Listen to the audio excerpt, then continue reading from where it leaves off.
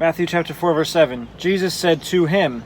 But in Luke, it says, and Jesus answering said to him. So because that's more inclusive, I'm going to put that one. And Jesus' answer in Luke was, it is said, you shall not tempt the Lord your God.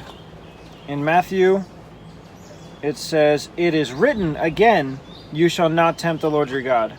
I think this is a similar situation with the verse that was about the prophecy of John the Baptist in Isaiah. One gospel account said it was said, or it is said. Another said it is written, but it's written down of what God said. That's what it is. Isaiah wrote down what God said, so both are true. It's written, it said, so maybe I can combine them both here. I can't combine those. There's no and in there. I don't want to add the word and. I might just have to pick one. I think I'm going to go with it is written because, just 2 words earlier, it says Jesus answering said to him. So if I put a different word, it would be more diverse and not repetitive. Yeah, I'll just keep going along with Matthew, it is written. And because earlier in both Matthew and Luke it says it is written. And the third response in Luke, he says it is written. And again in Matthew it says it is written. So the only place he ever says it is said as opposed to it is written is only in this second response that Jesus gives to Satan. And only in Luke, I'm pretty comfortable putting it is written just like all the others. Red letters. Written again. Orange. You shall not tempt the Lord your God. In Matthew, it goes on saying, again, the devil takes him up into an exceeding high mountain and shows him all the kingdoms of the world. However, in Luke, that was the last test. That was the last temptation. So it goes on saying, when the devil had ended all the temptation. So I'm not going to go with that. This would be after the first test. They say, and the devil taking him up into a high mountain. So again, the devil takes him up into an exceeding high mountain, or and the devil taking him up into a high mountain. I think I'm going to go with again because he's taking him to a third place. Yeah, because the first temptation, the devil brings him up to the holy city, and it says, then the devil brought him up to the holy city. So he brought him, then he brought him to the holy city.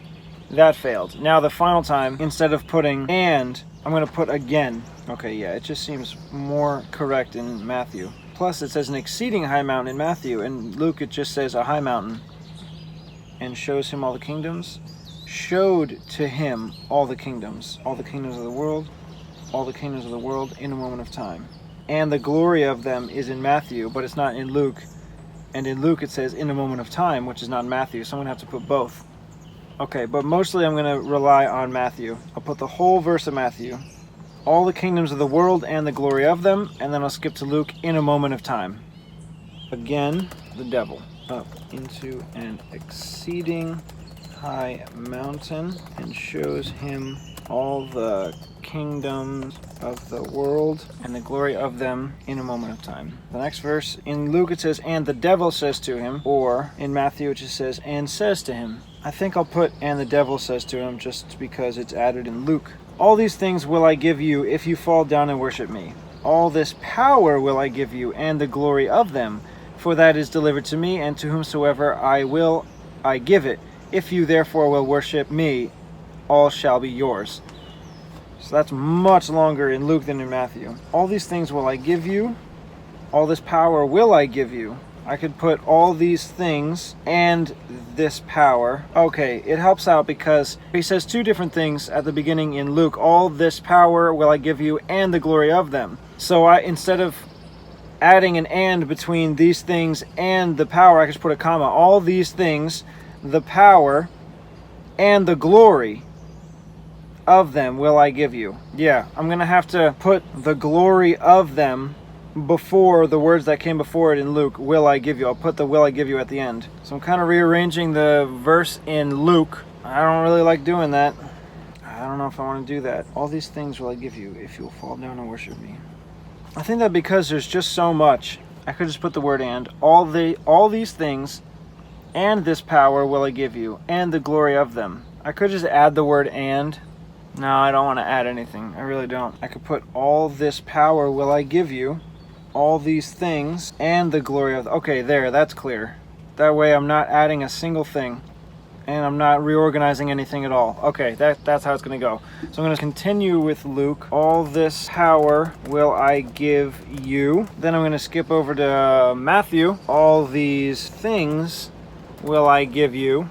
Then back over to Luke, where he gives yet another explanation of it, and the glory of them. So it reads, and the devil said to him, all this power will I give you, all these things will I give you, and the glory of them.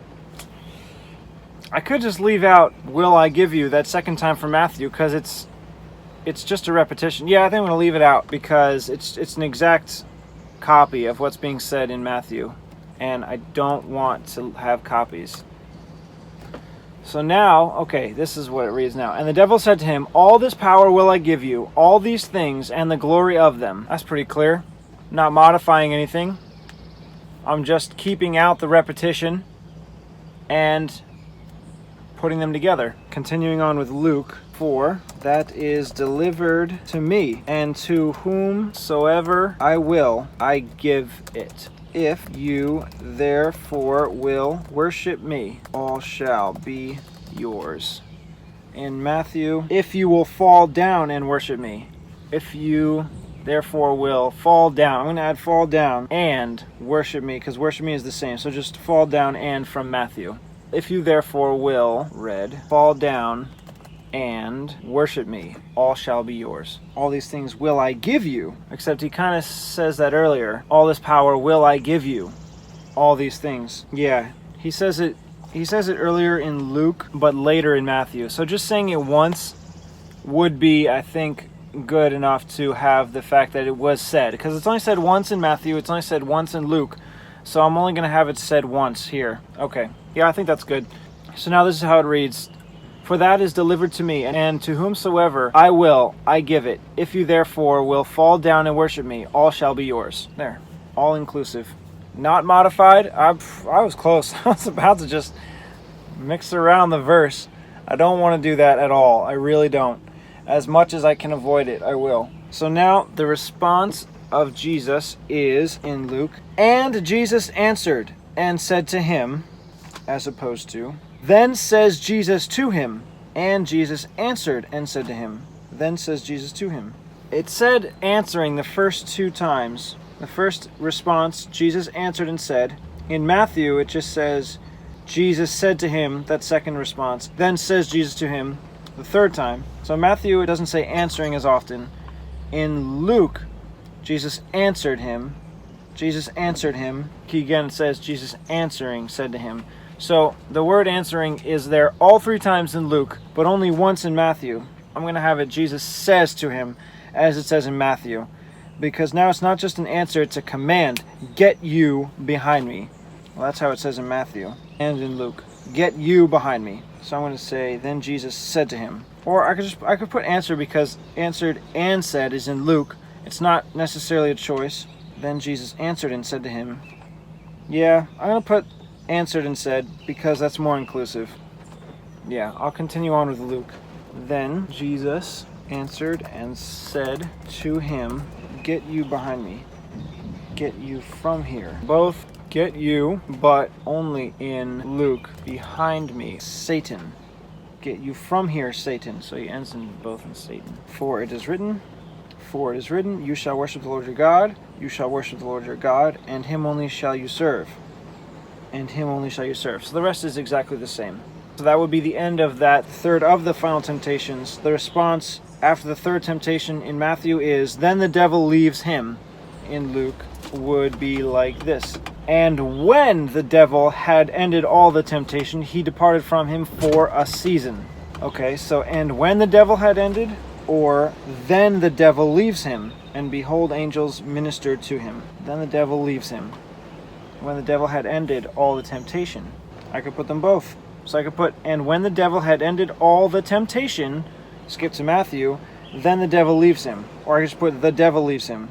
Or he leaves him, or he departed. I could put the devil twice. Then when the devil had ended all the temptation, the devil departed. But the devil's only mentioned once in both Matthew and Luke. He departed. I think it's more inclusive in Luke. There's more explained. When the devil had ended all the temptation, he departed, as opposed to just the devil leaves him. So leaves, departed, it's same thing. I guess I could just choose, and there's much more explained going on in Luke, so I'm going to have that. I'm going to have the entire verse from Luke, ending in he departed from him for a season. And then I'm going to jump over to the end of the last verse from Matthew, which says, and behold, the angels came and ministered to him. Now, I want to take a look over in Mark, because I'm pretty sure that's also in Mark. And the angels ministered to him. And behold, angels came and ministered to him. So, it's not really combined. It's just the quote from Matthew. Angels came and ministered to him. Okay, so at this point, the very next verse in Matthew is speaking about the fact that Jesus had heard that John was cast into prison. He departed into Galilee. And then he goes about, and it skips right into his ministry. So that's the end of that.